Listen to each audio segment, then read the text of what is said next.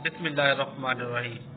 Last topic हमने पढ़ा था किनेटिक एनर्जी के बारे में और उसका हमने फार्मूला भी प्रूव किया था कि kinetic energy is equal to 1/2 mv²। ये इसको हाफ mv² भी पढ़ते हैं। अब इससे रिलेटेड जो न्यूमेरिकल हैं या एग्जांपल हैं उनको भी हम देख लेते हैं। तो सबसे पहले हम देखते हैं एग्जांपल नंबर 6.2 जो है 6.2 एग्जांपल की सबसे पहले हम स्टेटमेंट पढ़ लेते हैं। इसकी स्टेटमेंट में बताया हुआ है कि a stone of mass 500 gram strikes the ground with a velocity of 20 metre per second. कहते हैं कि एक पत्थर है, एक स्टोन है जिसका मास बताया हुआ है वो है 500 ग्राम के बराबर और वो जमीन पर जाके लगता है। उस वक्त उसकी वेलोसिटी जो होती है वो होती है 20 मीटर पर सेकेंड के बराबर। तो आपने क्या फाइंड करना है इसका, how much is the kinetic energy of the stone at the time of strikes the ground, कि जब वो पत्थर जमीन से जाके टकराता है या लगता है उस वक्त इसकी एनर्जी क्या होगी, किनेटिक एनर्जी क्या होगी। क्योंकि हमने पढ़ा हुआ है किनेटिक एनर्जी जो होती है due to the motion of a body. तो सबसे पहले हम इसका डाटा लिख लेते हैं।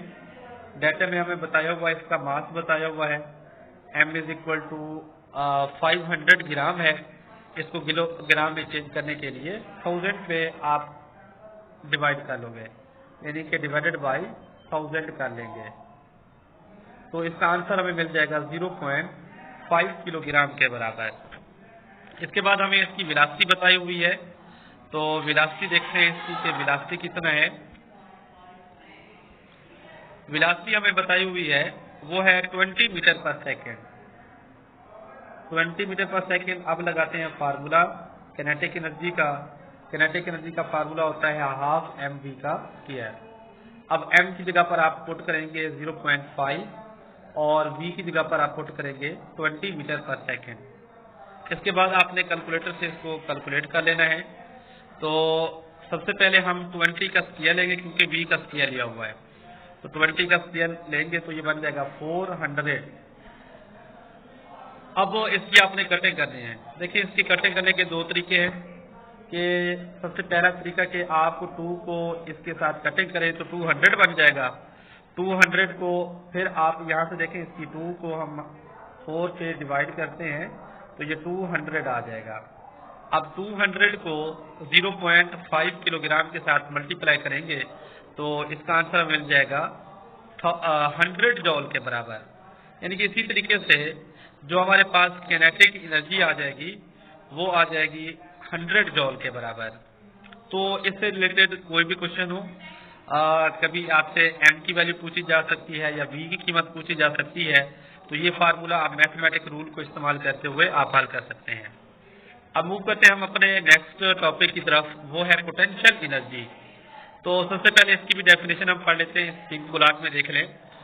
The energy possessed by a body due to its position known as potential energy. वो कहते हैं कि एनर्जी की वो टाइप जो उसकी पोजीशन की वजह से, उसकी हालत की वजह से, एक खास पोजीशन, खास हाइट की वजह से पाई जाने वाली जो एनर्जी होगी हम उसको नाम देते हैं पोटेंशियल एनर्जी का। चलिए अब इसकी एक्सप्लेनेशन की तरफ आते हैं। इसके शुरू में लिखा हुआ है कि often a body has ability to do work although it is at rest। कहते हैं कि बाज़ बात ऐसा बॉडी, ऐसा ऑब्जेक्ट जो रेस्ट में होता है फिर भी उसके अंदर एबिलिटी या उसके अंदर खूबी खासियत होती है कि वो वर्क कर सकता है। इसकी एग्जांपल हम ऐसे दे सकते हैं, an apple on a tree is capable to do work as it fall. वो कहते हैं कि एक एप्पल जो है जो दरख्त के साथ लगा हुआ है उसके अंदर सलाहियत है, वो वर्क कर सकता है, हालांकि वो रेस्ट में है। किस वक्त, जब वो नीचे गिरेगा, जब वो नीचे गिरेगा तब उसके अंदर एबिलिटी है कि वो वर्क कर सकता है। इस तरीके से हम इसकी और भी बहुत सारी एग्जांपल दे सकते हैं। For example stored water possesses potential energy. यहाँ से हम देख सकते हैं stored water possesses potential energy due to its height. हमने पढ़ा हुआ है कि जो हमारे पास डैम्स होते हैं, डैम्स के अंदर वाटर को एक खास बुलंदी पर स्टोर किया जाता है। तो एक खास हाइट पर जब हम इस वाटर को छोड़ते हैं तो अपनी एक खास हाइट पर होने की वजह से ये तेजी के साथ नीचे गिरता है। तो उस वक्त इसकी जो पोटेंशियल एनर्जी होती है वो चेंज हो जाती है किनेटिक एनर्जी के अंदर, मतलब इसके अंदर भी एबिलिटी आ जाती है वर्क करने की। इसके बाद हम एक और एग्जांपल ले लेते हैं। यहाँ से मैं डायग्राम से आपको दिखा सकता हूँ। तो कहते हैं कि एक लिफ्टेड हैमर जो है ऊपर की जानिब उठाया हुआ हथौड़ा एक खास पोजीशन पर लेकर जाके हम इसको हिट करते हैं किसी नेल के साथ या किसी भी चीज को अगर आप बीट करना चाहें तो इसके अंदर एबिलिटी होती है वर्क करने की। क्यों? आप इसको एक खास पोजीशन पर जाके हिट करते हैं। इसी तरीके से आप नेक्स्ट एग्जांपल में देख सकते हैं कि हमारे पास एक स्ट्रेच्ड बो है, तीर कमान की आप मिसाल देख सकते हैं कि तीर को उस वक्त ही छोड़ा जा सकता है कि जब आप कमान को एक खास पोजीशन पे लेकर जाकर इसको छोड़ते हैं। तो इन तमाम एग्जांपल से हमें क्या लगा कि जब भी आप किसी भी बॉडी को किसी एक खास पोजीशन पर, किसी एक खास हाइट पर, किसी एक खास हालत में लेकर जाते हैं तो उसके अंदर भी एबिलिटी होती है टू डू वर्क। इसी तरीके से और भी बहुत सारी एग्जांपल मैं दे सकता हूं, जैसा कि एक लिफ्टेड ब्रिक है, ऊपर की जानिब उठाई हुई ईंट जो है आप अगर उसको जमीन पर छोड़ते हैं, अगर वो किसी के साथ टकरा जाती है तो मतलब वो किसी को जख्मी कर सकती है, मतलब इसके अंदर एबिलिटी है टू डू वर्क। अब आते हैं इसकी मैथमेटिकल फॉर्म की तरफ। तो मैथमेटिकल फॉर्म में आते हैं कि let a body of mass m be raise through a height h। तो कहते हैं कि फर्ज करें कि एक बॉडी है जिसका मास स्मॉल m से ज़ाहिर करें, उसको एक खास हाइट h के ऊपर उठाया हुआ है ऊपर की जानिब। The body will acquire the potential energy equal to the work done lifting to its height h। तो इसके अंदर जब हम एक खास हाइट पर लेकर जाते हैं तो इसके अंदर एबिलिटी आ जाएगी वर्क करने की। ये देखिए ये फार्मूला जो है P dot E is equal to F cross H।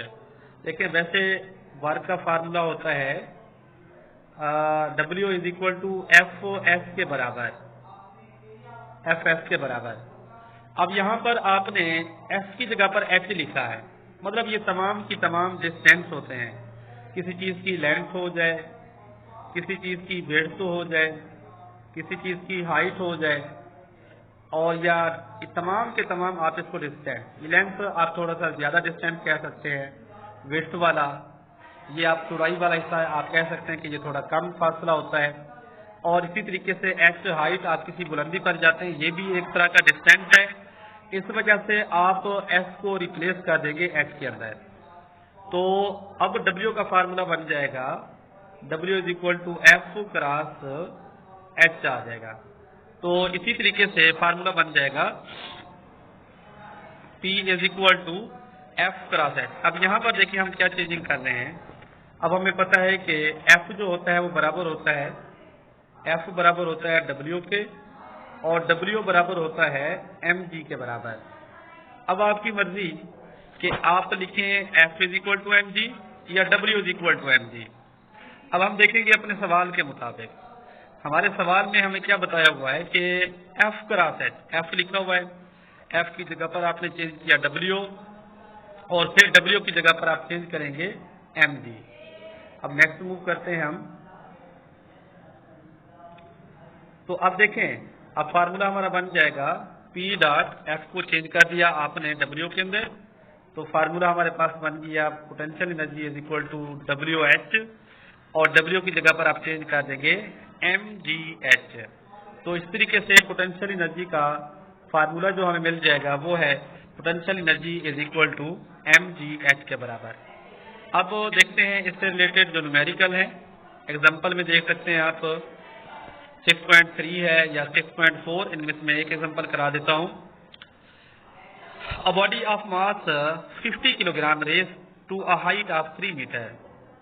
एक बॉडी जो है जिसको 3 मीटर की बुलंदी पर ऊपर उठाया हुआ है, उसका मास जो है वो 50 किलोग्राम है। तो आपने इसकी पोटेंशियल एनर्जी फाइंड करनी है। तो साफ ज़ाहिर है जब भी बॉडी जमीन से ऊपर जाएगा वहां पर ग्रेविटेशनल एक्सेलरेशन भी काम करेगा। इसकी वैल्यू भी लिख लेते हैं, g = 10 metre per second square के बराबर। इसके बाद नेक्स्ट मूव करते हैं हम, यहाँ पर डाटा अरेंज कर लेते हैं। तो सबसे पहले हमें इसका मास बताया हुआ है, वो है 50 किलोग्राम, हाइट है इसकी 3 मीटर और जी की वैल्यू भी बताई हुई है वो 10 है। फार्मूला लगाएंगे पोटेंशियल एनर्जी का, mg के बराबर। अब इसके बाद m की जगह पर 50, g की जगह पर 10 लिखेंगे, h की जगह पर आप 3 पुट कर देंगे। इन तीनों को मल्टीप्लाई करेंगे तो अब देखें यहाँ पर 50 को आप तीनों को एक साथ मल्टीप्लाई कर सकते हैं या किसी दो को अलग मल्टीप्लाई करके, यानी कि 3 मल्टीप्लाई बाय 10 करो तो 30, 30 को 50 के साथ मल्टीप्लाई करोगे तो 1500 जॉल आ जाएगा। इसी तरीके से आप इसके बाकी न्यूमेरिकल भी कर सकते हैं, क्योंकि हमने बाकी जो एक्सरसाइज वाले न्यूमेरिकल भी करने हैं इससे रिलेटेड। तो इससे मुतालिक कोई भी क्वेश्चन आ जाए तो आप अच्छे तरीके से कर भी सकते हैं। तो आई होप आज का लेक्चर अच्छे तरीके से समझ आ गया होगा। इसके हवाले से कोई भी क्वेश्चन हो तो आप पूछ सकते हैं। शुक्रिया।